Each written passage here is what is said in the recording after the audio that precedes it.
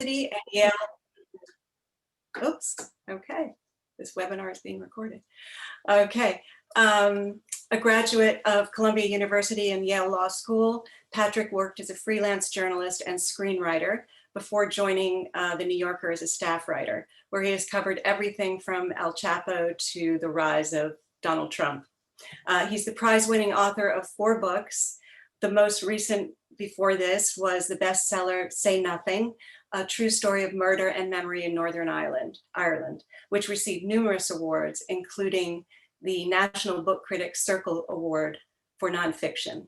And while many of us were famously languishing during the pandemic, Patrick was finishing this current book, as well as a podcast called Wind of Change, which investigates the strange convergence of espionage and pop music during the Cold War.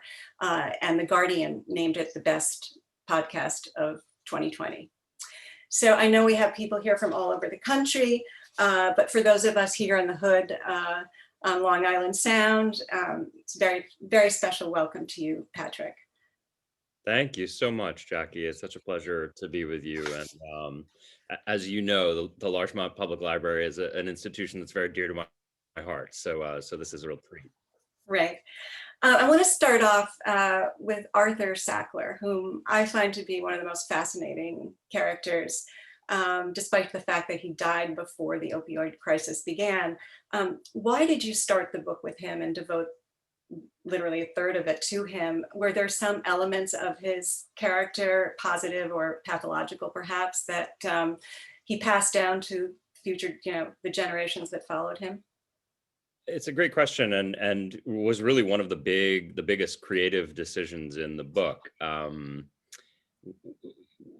I started this project, I was very mindful of the fact that there were already a bunch of very good books about the opioid crisis, and I didn't want to write the 6th big book to look at this public health crisis.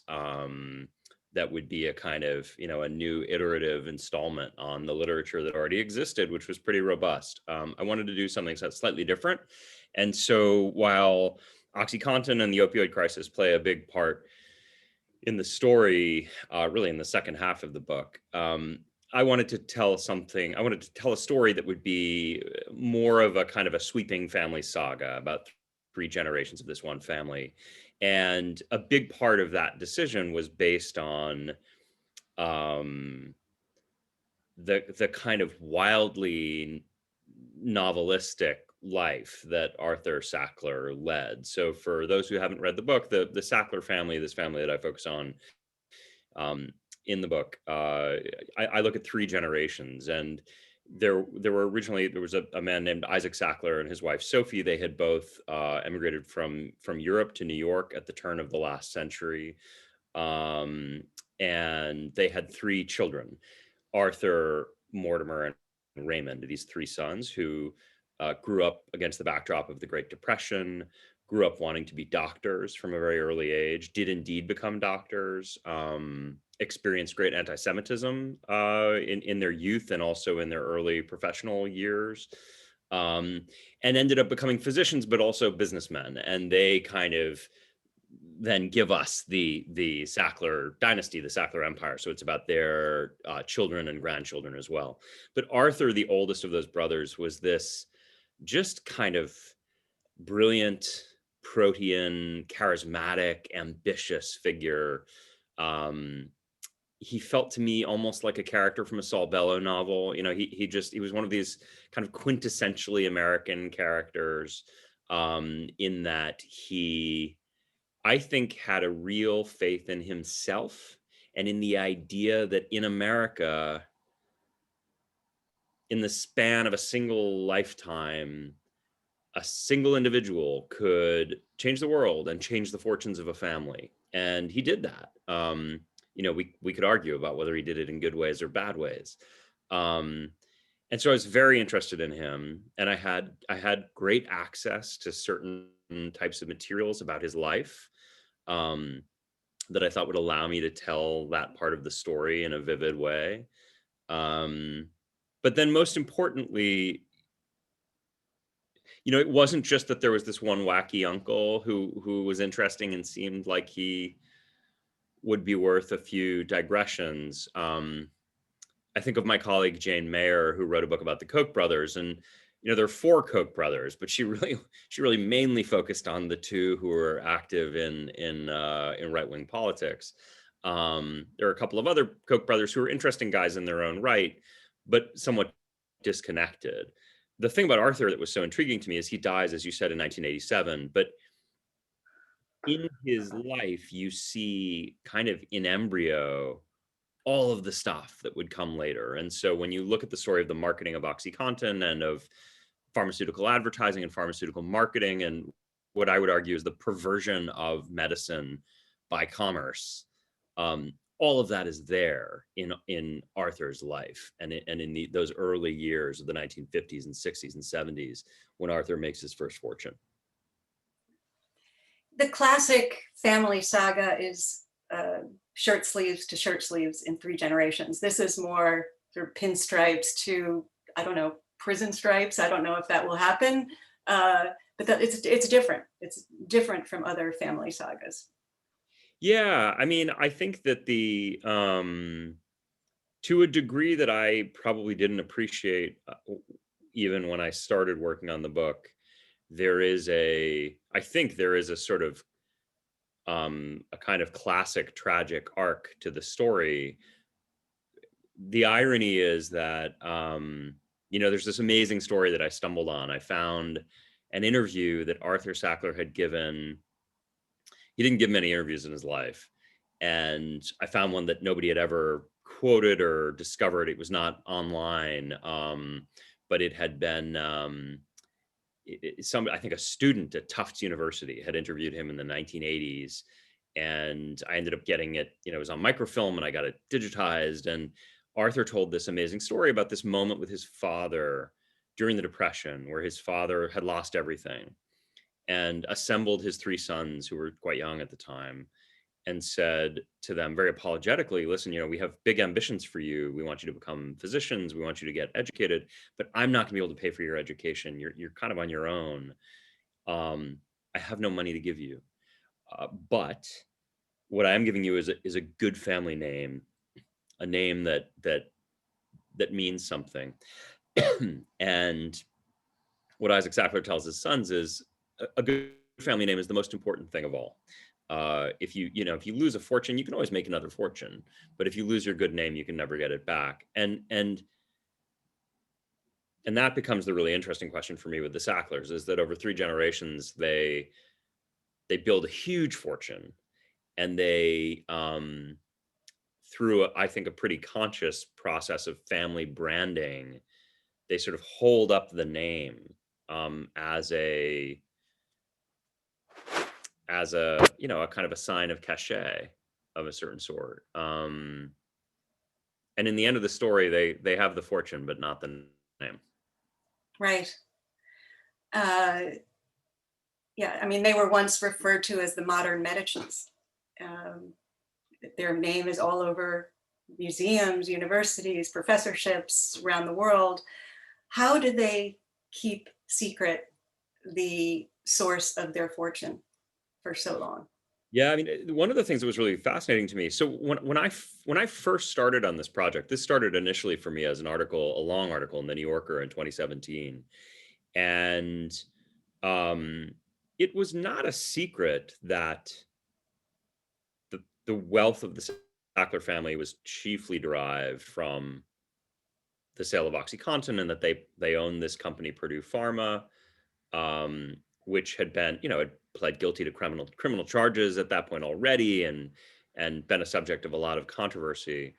But it was as though people just sort of forgot. I mean, if you looked into it, you could figure it out. But I think most people who knew the Sacklers didn't immediately think of them as disreputable in any way. What struck me at the beginning is that I remember back in 2017, it might have even been 2016, going to the website of Purdue Pharma. So you have this multi-billion-dollar pharmaceutical company that the family owns, and the family dominates the board of the company, and a bunch of family members for a time were executives at the company.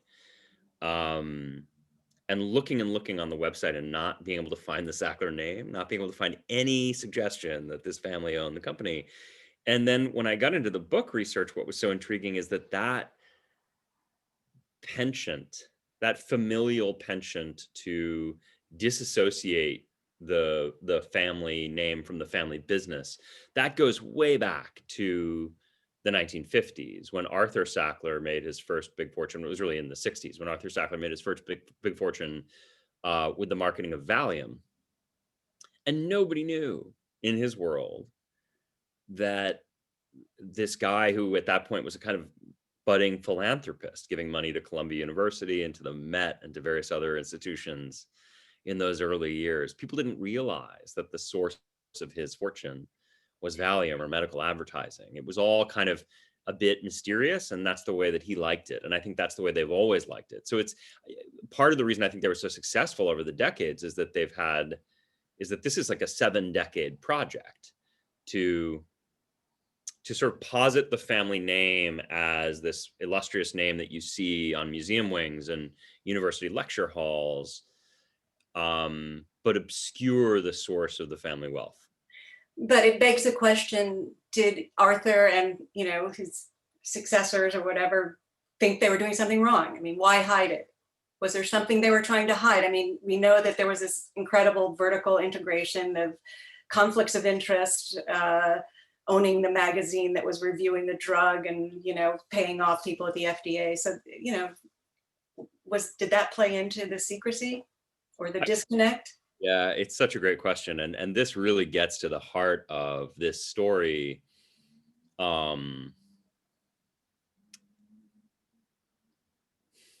It's interesting because, there are a lot of people who talk today about the Sacklers and the money that they've given to museums and so forth as, them being involved in what people refer to as reputation laundering. And I think that's probably a pretty fair assessment, a fair thing to call it. But where people are mistaken, I think, is when they assume that there's any element of sort of moral expiation, or that they've done a bad thing and they're trying to make up for it with these donations. Because the Sacklers, certainly the OxyContin Sacklers today, I think they're completely deluded, but they feel they have nothing to apologize for. And Arthur Sackler is an interesting case because he similarly had a real sense of righteousness. I mean, he spoke about himself and thought about himself as a totally upstanding figure of towering moral authority. For me, what was so funny and strange was to go back over his letters, to interview people who knew him and worked with him in the 50s and 60s, and even just to read the Medical Tribune, this medical newspaper that he published. And he was just totally mired in conflicts of interest. There were all kinds of things he was doing that were wrong. And I think that on the edges of his consciousness, he must have been aware of that. But he was just one of these people who was so, I honestly think he was such a fantastically good salesman that I think he sold himself. Every time he got up in the morning and looked in the mirror, I think he told himself a story about who he was. And he the first sale of the day was kind of convincing himself. But when you look at it now, Arthur would always claim that doctors are totally unimpeachable, that there are no conflicts of interest for doctors because all doctors care about is patients. And he would claim that doctors could never be swayed by anything like advertising because doctors have a medical degree and they're thinking about their patients. But then you kind of have to pinch yourself and remember, this is a man who owned and ran a medical advertising agency, which chiefly advertised not to consumers, but to doctors. I mean, clearly he knew that they could be influenced. But I think that he would kind of default a lot of the time to these platitudes about how unimpeachable medical types are, because it was it's a very seductive idea, and an idea that I think was very useful for him. Yeah. the two-part documentary now on HBO called Crime of the Century, which you are, you know, part of, and you're featured, has some wonderful footage of the sales force being whipped up into an absolute frenzy before they go out and, you know, convince doctors that it's not a addictive painkiller. Can you go into their marketing tactics just a bit, and what the audience was for their drug? I mean, it was vast. It went way beyond cancer patients, didn't it? Yeah, it did. It did. So, I mean, some of this goes back to Arthur, because Arthur had this realization very early on. So this is back in the 50s, that when it comes to the marketing of drugs, the consumer, the end user, the consumer is important, but the person who's really important is the physician. And you need to sell the physician. And the way to sell the physician is often to use other physicians and to use medical research, medical literature, even if it's underwritten by the drug company. And so he had this whole array of techniques, and the way he sold Valium was to get a huge kind of unprecedented army of sales reps to go out and persuade doctors that it was effective for an astonishing array of afflictions, and that it really didn't have many medical downsides to speak of.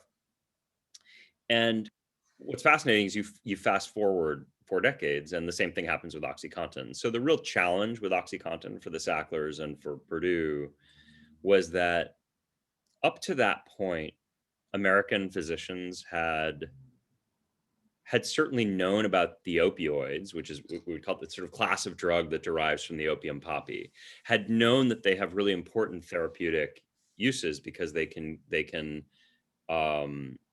ease pain in a miraculous way, but had also known that they notoriously can be quite addictive. And so as a consequence, what that meant is that most American physicians were quite cautious about when they prescribed these drugs, and they reserved them for a pretty limited series of circumstances. So cancer pain, advanced cancer pain, end of life care situations, scenarios in which the severity of the pain and the fact that it wasn't responsive to any other kind of therapy meant that you'd be more inclined to go ahead and prescribe these drugs and not worry about the dangers of addiction. And with OxyContin, the challenge for Purdue Pharma was they had this drug, which was a strong opioid. But they weren't satisfied with the cancer market. They had actually earlier had another opioid that did quite well as a treatment for cancer pain. But what they wanted to do is position this for moderate pain as well, which is, they thought was probably tens of millions of Americans potentially, and not have this be a drug that you graduated to in really severe circumstances, but actually, to use their phrase, their marketing tagline was, it's the one to start with and the one to stay with.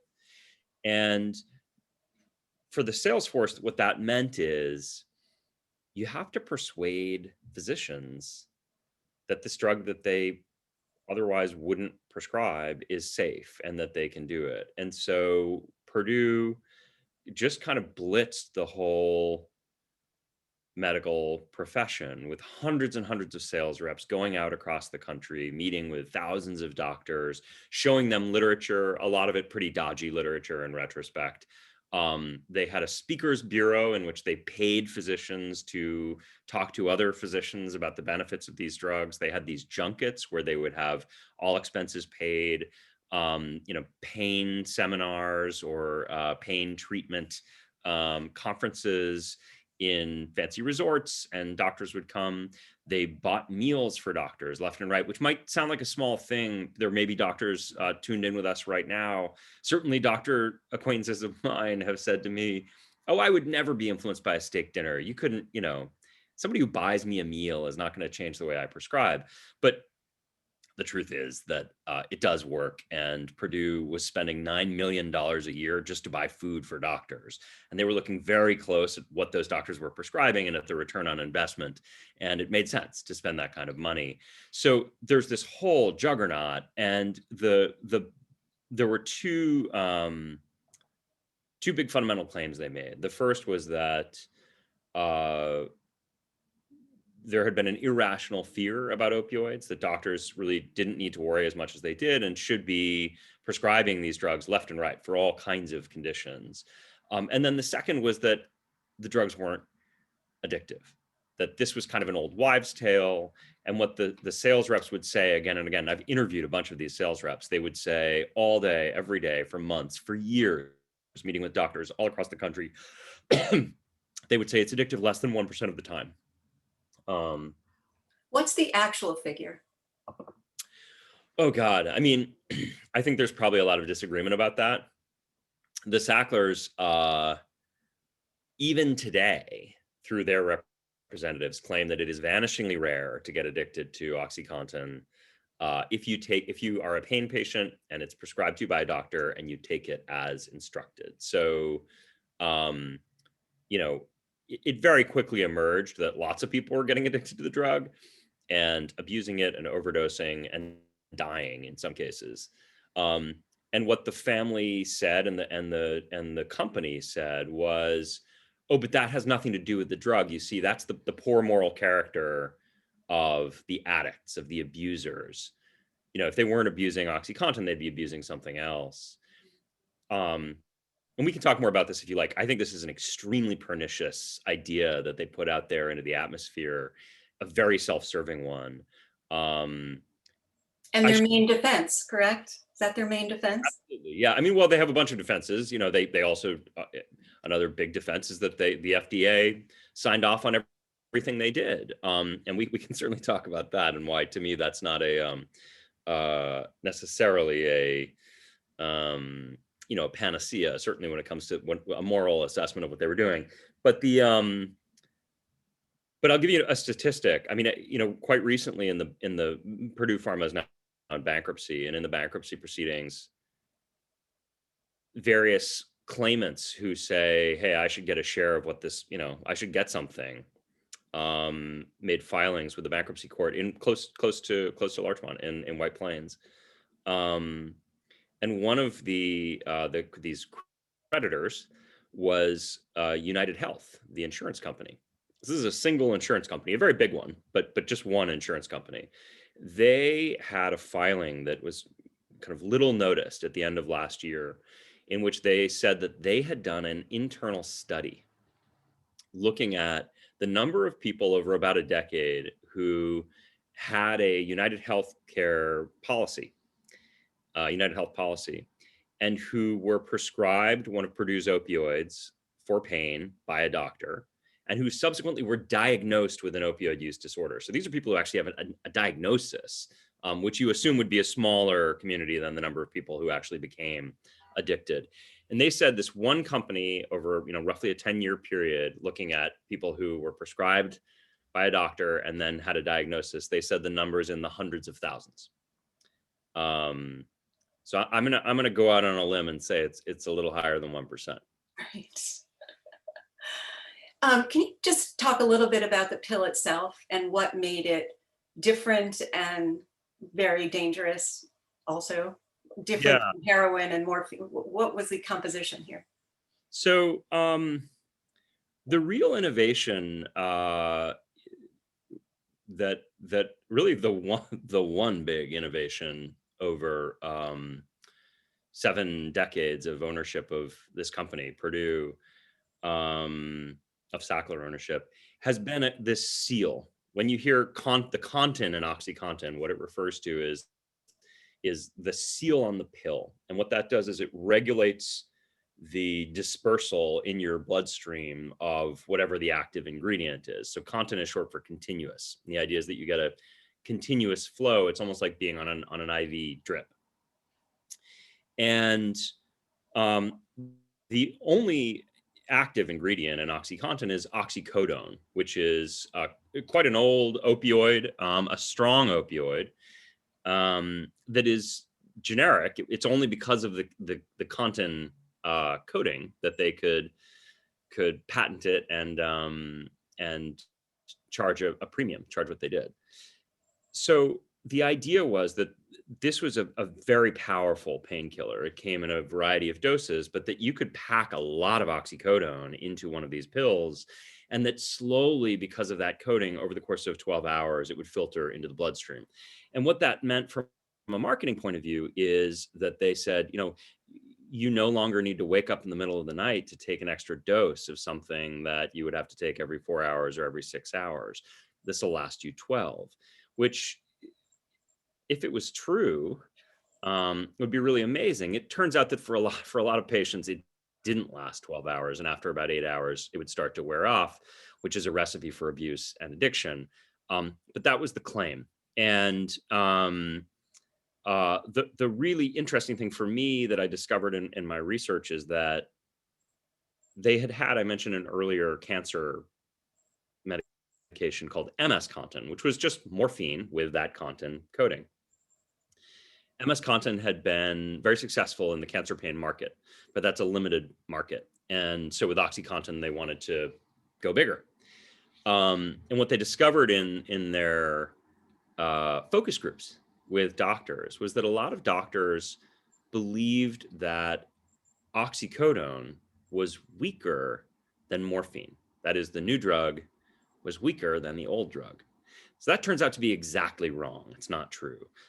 In fact, oxycodone is about twice as strong. And there are these incredible internal emails at Purdue among the most senior levels of leadership, including Richard Sackler, second generation Sackler, who's very involved with OxyContin, in which they talk about this and they say, God, doctors don't understand that our product is actually stronger, not weaker than morphine. And then they say, let's not do anything to correct them, because if they knew how strong it was, that might hurt our market. They would be less likely to prescribe it widely. And we want them to prescribe it widely. So let's not do anything to interfere with the misapprehension they have about the powerful product we're selling. And you discovered these emails how? So I had part of the reason I did the book, I wrote that piece in 2017, and I didn't think at the time it would be possible to write the kind of book I would want to write. A few things changed. One of which is there's been a lot of litigation. So pretty much every state in the union now is suing Purdue Pharma. Half of the states are also suing individual members of the Sackler family. And through that litigation, tens of thousands of pages of documents have gotten unsealed and released in one form or another. I've also had a lot of things leaked to me from people because I interviewed 200 people, many of whom worked for the family or at the company. And so there are these amazing, revealing documents that have come out through litigation that show you how they were talking, not just the company, but members of the family behind closed doors. So how is it possible that I think they've been, charged with felonies and found admitted to felonies, and still it looks like are going to walk away with a big chunk of their fortune? How is that possible that I should be bad guys get away? Yeah, I mean, I'll be very clear here, maybe boorishly clear, but I always have to be careful with this stuff because there's I would say there's a decent chance. The Sacklers have been threatening to sue me since before I started writing this book. And there's a decent chance that some poor, long suffering associate, working on a holiday weekend is tuned in right now, just waiting for me to say something actionable. So I hate to disappoint that, but I always Maybe I'm the one who said something actionable. Yeah, exactly. But I feel for this person, and hello, if you're watching. Everybody's got a job to do. But so to be perfectly clear, the company Purdue Pharma pled guilty to felony charges in 2007. The Sacklers were not named or charged in that, even though they owned the company and dominated its board, and a number of Sackler family members had been effectively running the company, including the CEO, Richard Sackler. So that was 2007. Late in 2020, just a few months ago, the company pled guilty again to a new set of felony charges. So it was this kind of funny thing where in the story, they would say, oh, 2007, few bad apples, a little bit of unpleasantness, but, we've improved. This is the new improved Purdue, we got compliance now and we would never do anything wrong again. Turns out in 2020, that was not true. They continued to commit crimes and pled guilty again in 2020. The Sacklers were not charged criminally in 2020. There was a civil investigation, federal civil investigation, and they agreed to settle that investigation for, I think, $220 million. This is just back in November, but without any admission of wrongdoing. It's very the Sacklers to pay $220 million, but insist that they haven't done anything wrong. And there are also, a couple of dozen civil lawsuits against the Sacklers, but those have been frozen at the moment by the bankruptcy proceedings. So I just want to be very clear. There are no outstanding criminal charges against the family. Could happen, but right now that's not the case. In terms of how they've gotten away with it, I mean,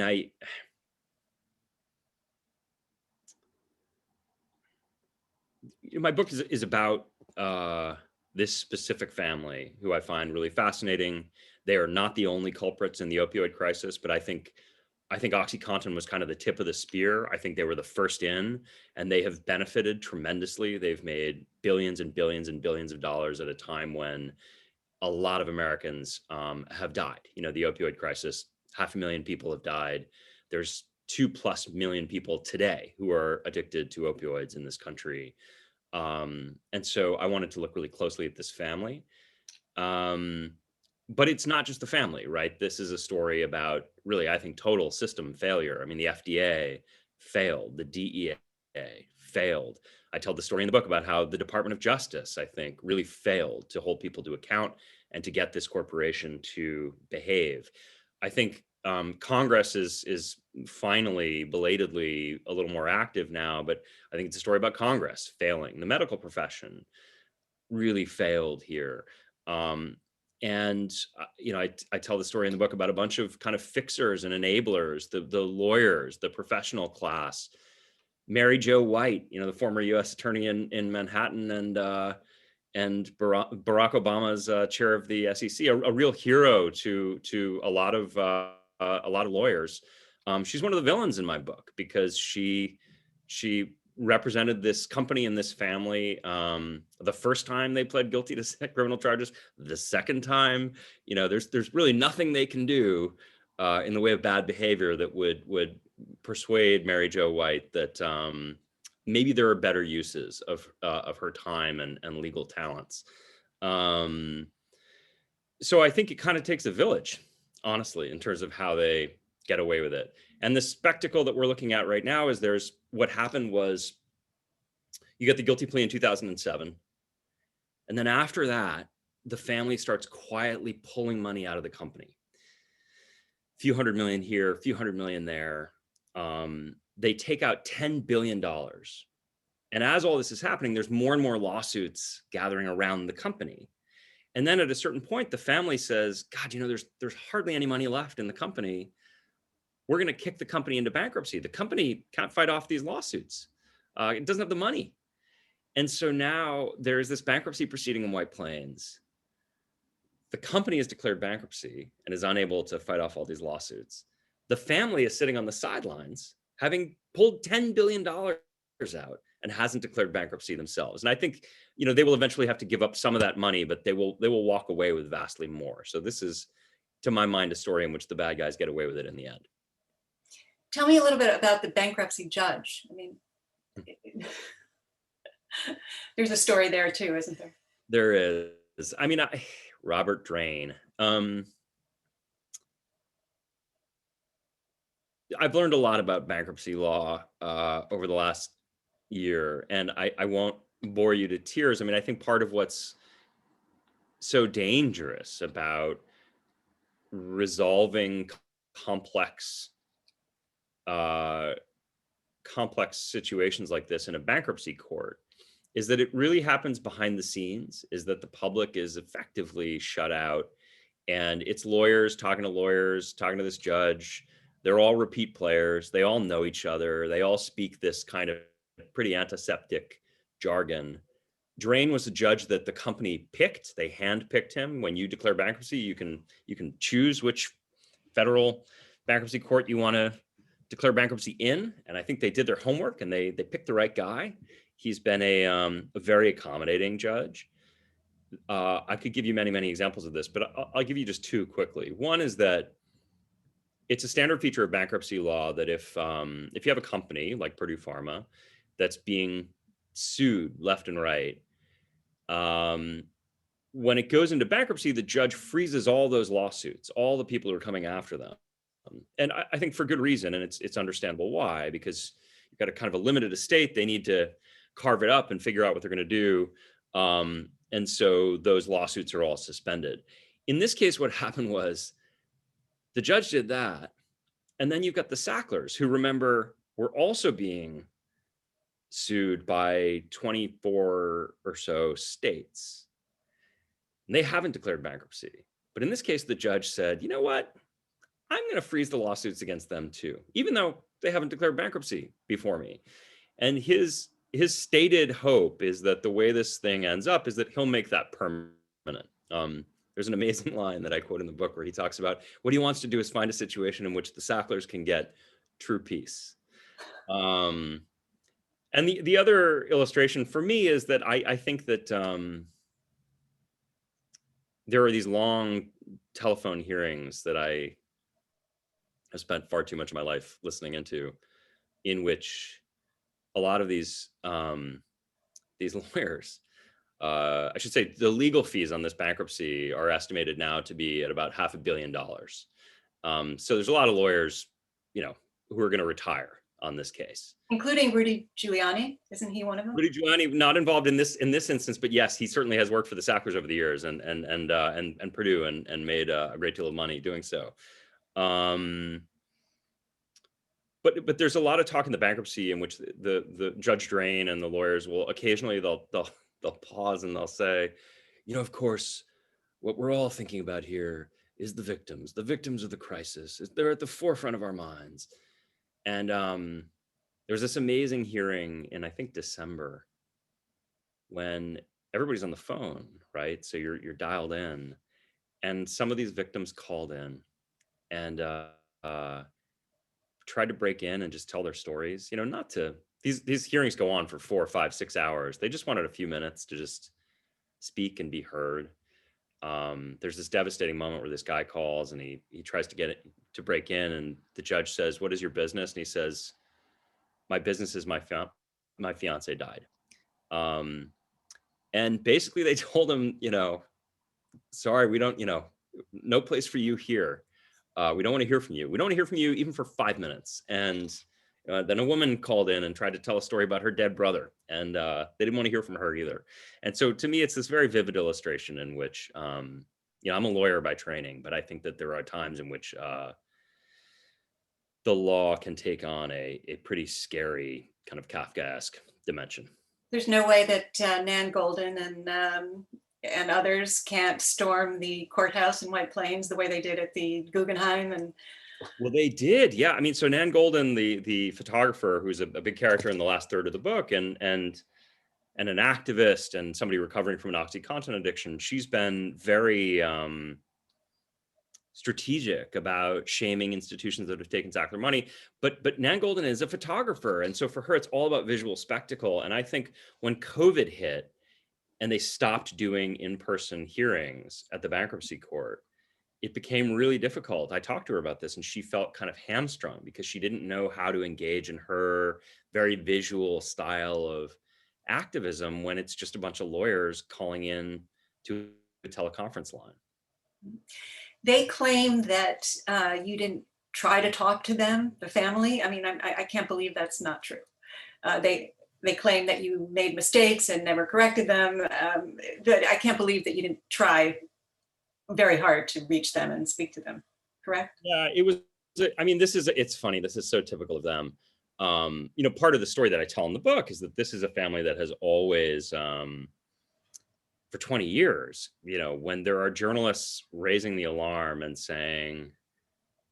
literally saying like, the product that you're making billions of dollars selling is killing people. There are people who are dying with some regularity.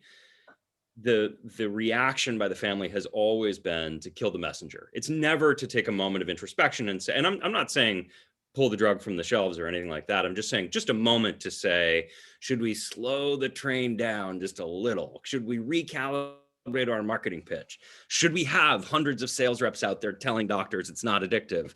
None of that happens. Instead, they try and kill the messenger. And so in my case, what that means is I tried for a couple of years, made overtures, said I'd love to interview the Sacklers.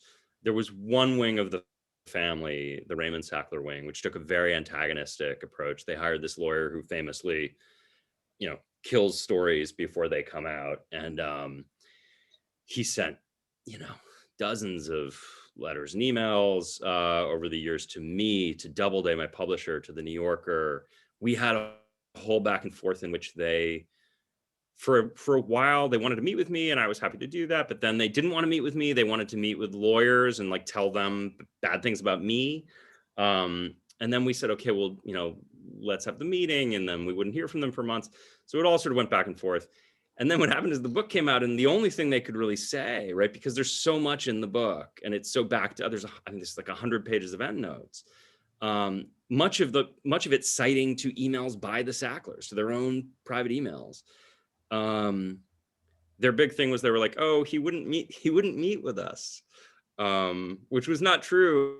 I mean, I would have been happy to meet with them, but it was just funny to me that after the book came out, you'd get these media stories which would say, is it true that, a journalist would call and they would say, this book says that the FDA examiner who approved OxyContin left a year later, the FDA, and went to work at Purdue Pharma and got $400,000 in his first year. What's your comment? And they would say, Patrick Keefe refused to meet with us. They couldn't deny it, but they didn't want to say anything about it, right? So that's their big talking point, I'm afraid. But this is the way they operate. It's the kind of thing you say when you don't have anything very persuasive to say.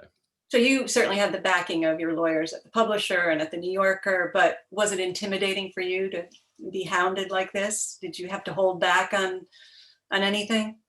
No, I mean, I think we had to be very, very careful about what went in the book, because if I provided them any opportunity, I'm sure they would take it to sue. And I should say, I mean, that would be the case even if I was not writing about a family that was very wealthy and used these kinds of thuggish tactics. I mean, I want my books to be accurate, and I certainly wouldn't want to write anything that was untrue or unfair about anyone. But I got an amazing fact checker, this woman, Julie Tate, she works at the Washington Post, but I mean, she was one of the fact checkers on Barack Obama's book. She's sort of the best in the business, and I paid her out of my own pocket because that's the way it works. I'm afraid publishers don't pay for your fact checker. And we went through everything very carefully, but it was important to me that I had the backing of my publisher and the backing of the New Yorker, and always have. I mean, what I think you were referring to earlier is they hated that article from 2017. They still want us to make corrections. They keep going to the New Yorker. The New Yorker had a new fact checker go back and re-fact check the piece using the 15-page letter that the Sacklers lawyers sent, and they didn't change a word of it. And I think some of it is when you're a coddled billionaire, it's really hard to have something out in the world that no amount of your money can change. So I think some of it for them is they're like, I hate this article. It upsets me. I have a bunch of people who I pay to tell me how misunderstood I am. Why can they not make this thing go away? And the fact that it's the truth is not a satisfying answer for them. So after all this, OxyContin is still on the market and life goes on? Yeah, I mean, I should say there are some people who think that OxyContin should not be on the market, should never have been in the first place, or should come off. I'm not really there. I'm not a prohibitionist by any means. I think these drugs do have important therapeutic benefits for some patients. Um, you know,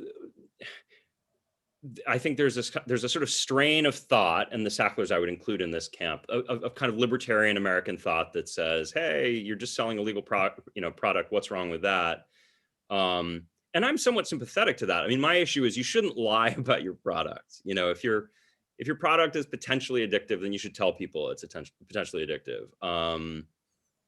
I think cigarettes are still available, and they have these big warnings on them that say these cancer sticks will kill you, and people continue to buy them.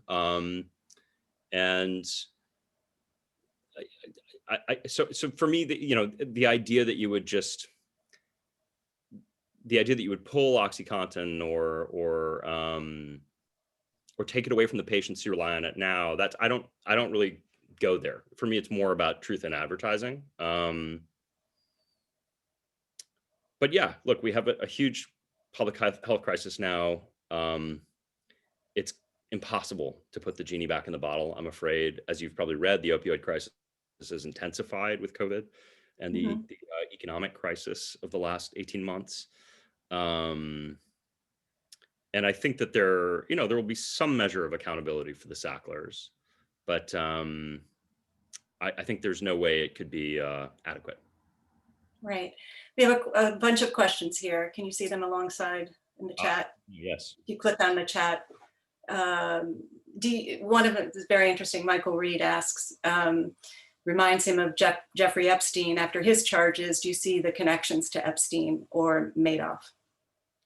I do, yeah. I mean, and the funny thing, Madoff's a little bit different because I genuinely believe with Madoff that I think a lot of people were just truly shocked. I think Madoff seemed to have been, there may be others who know the story better than I do, but my perception with Madoff was not the way it was with Jeffrey Epstein or Harvey Weinstein, or frankly, I mean, if you read the press in the last couple of weeks, Bill Gates, where it turns out there were actually a lot of people who knew that there was a real dissonance between the public image and what was happening behind the scenes, and just kind of hoped that nobody would pick up on it or assume that they wouldn't. And that's one of the things that's so fascinating for me about the Sacklers is that a lot of these institutions knew. They've been forced by people like Nan Golden to have a reckoning. But they absolutely knew. I mean, I give you one particularly dramatic example. Sam Quinones, a great journalist, wrote a book called Dreamland, which some of you may have read, which came out in 2015. And it was about the opioid crisis broadly, but it had some chapters on the Sacklers. And after that book came out, it looked at Tufts University. It looked as though it was going to go on the reading list for incoming students. And then the administrators at Tufts pulled it because they said, well, the Sacklers have given us so much money. It would be awkward for them if our students were reading this book. And, nobody was saying that the book is inaccurate. What they were saying is, wouldn't it be a bit unpleasant for the Sacklers if our students were reading the book? So you fast forward 3-4 years, and Tufts has chipped the Sackler name off the walls of all of its buildings under pressure from students. So that to me is an example where it wasn't that Tufts didn't know about the Sacklers and what was going on. They knew this book was out there, that Quinones's book was out there. I think they were hoping that nobody would put it together. And I think they weren't alone in that regard. Yeah. See, we have some other questions here. What do you think is the likelihood that the Biden administration will bring some sort of charges against the family, particularly Richard? I have to be honest with you. I think very slim.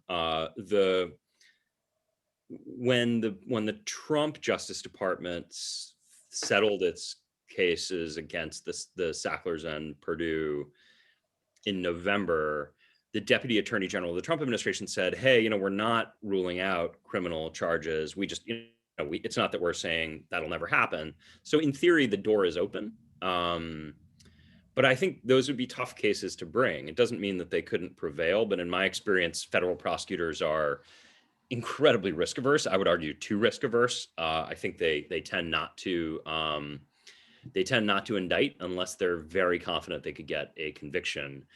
And I think given the way in which the Sacklers operate, I think given the degree to which they would lawyer up and the difficulty of showing criminal intent, I don't see it happening. So the proposal is going to be voted on very soon, correct? And I think there's 600 odd claimants, 100 of whom are the victims or the victims' families. So how does the voting go? And is it a majority, or how does that work? Do you know? What I don't even want to. I don't even want to answer because it's so confusing and complex. I mean, is there a chance it'll be rejected by the claimants? Yes, Yeah. absolutely. And then associated with that, you have this deal which the Sacklers have put forward, which is kind of separate but connected, in which they want to settle all the various cases against them, and they need a certain number of the states to agree to that. And right now the states are pretty much evenly split between states that would consent to the deal the Sacklers are proposing, which would kind of give them that true peace, Mm-hmm. and states that object. So there's a bunch of moving parts, and everything, the end game is going to happen this summer, really. So the name game goes on. What's the Sackler loophole now that's being talked about? So I mentioned earlier that Judge Drain has done this thing, which is not unprecedented by any stretch, but is a little unusual and something that worries a lot of people who watch bankruptcy cases, and something that wouldn't be legal in a bunch of places in this country, but is legal in New York right now, which is that he wants to issue what's called a third-party release to the Sacklers. So even though they haven't declared bankruptcy, even though the only reason Purdue is in bankruptcy, and this is all documented, they don't contest this. The only reason Purdue is in bankruptcy is that the Sacklers pulled $10 billion out of the company. But he wants to issue a release to the family saying, none of these lawsuits against you can proceed. You're home free. And they would like him to issue one of those as well. And they've said, in fact, unless they get a release, they're not going to put up any kind of money at all. They're going to take their toys and go home. So there's and this would be what's called a non-consensual release, which means that, I apologize, this all gets so complicated, but some states like New York, Letitia James, the Attorney General of New York, or Maura Healey in Massachusetts, who's a big character in my book, they're suing the Sacklers individually. They don't like this deal that the Sacklers have proposed. They say, this is not enough for us. We want to move forward with our suits against you. Judge Drain wants to issue what would be called a non-consensual release, which means they don't have to consent to this. He can say, even though he's a federal judge in White Plains, he can say to the state attorney general in Massachusetts, too bad, I'm sorry, I'm giving them a kind of cloak of immunity that you cannot pierce, even though you're a state actor in another state. So Congress has stepped up and introduced a piece of legislation to close what they've called this loophole. They're saying this is a loophole that the Sacklers are taking advantage of. And they want to pass this piece of legislation, which would essentially say that a federal bankruptcy judge cannot issue a non-consensual third-party release in a case like this. And that would mean that those cases against the Sacklers could continue. They've come up with this cute name for it, which is the bill is called the Sackler Act. A little ironic for a family that likes to put their name on things. Exactly. And that is very much a live issue. I'm actually going to be testifying before Congress on the 8th of June about the book and about this issue.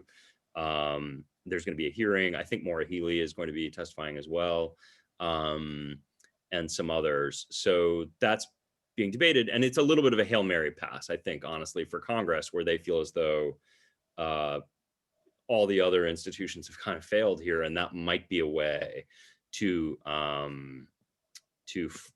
close off what would be a loophole that otherwise would protect the Sacklers. Yeah. Another thing I was wondering about, you said that it was 90% reporting and 10% writing for you in doing this book. I mean, it's written so beautifully.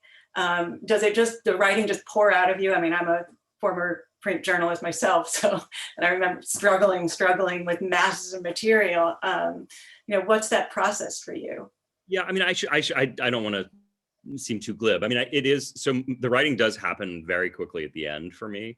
But when I'm reporting, I'm structuring as I go. So during the long period of time when I'm reporting and gathering string, a lot of it is, you're reading through a transcript and you find some great line, but then I already have a sense of the structure of the book, and I'm thinking, well, where would that go? Is this moment here, this would be a big reversal. And so I'm kind of plugging things in along the way. So, you hear writers talk about the fear of the blank page. And for me, I never have that, because by the time I sit down to write, I have a pretty densely populated outline with the structure and a lot of the specific detail already in place. So then I'm just kind of trying to weave it together, hopefully in a coherent fashion. Well, I think we'll end there, and I think you've certainly succeeded, and I really recommend this book to everyone. And run to Anderson's. Go online right now and order your book. Patrick, thank you so much. This is fascinating. We'll all tune in to the hearings and look forward to whatever comes after that. Oh, this was great, Jackie. Thank you for doing this. And thank you all for tuning in. Stay dry. Stay dry, absolutely. Thank you.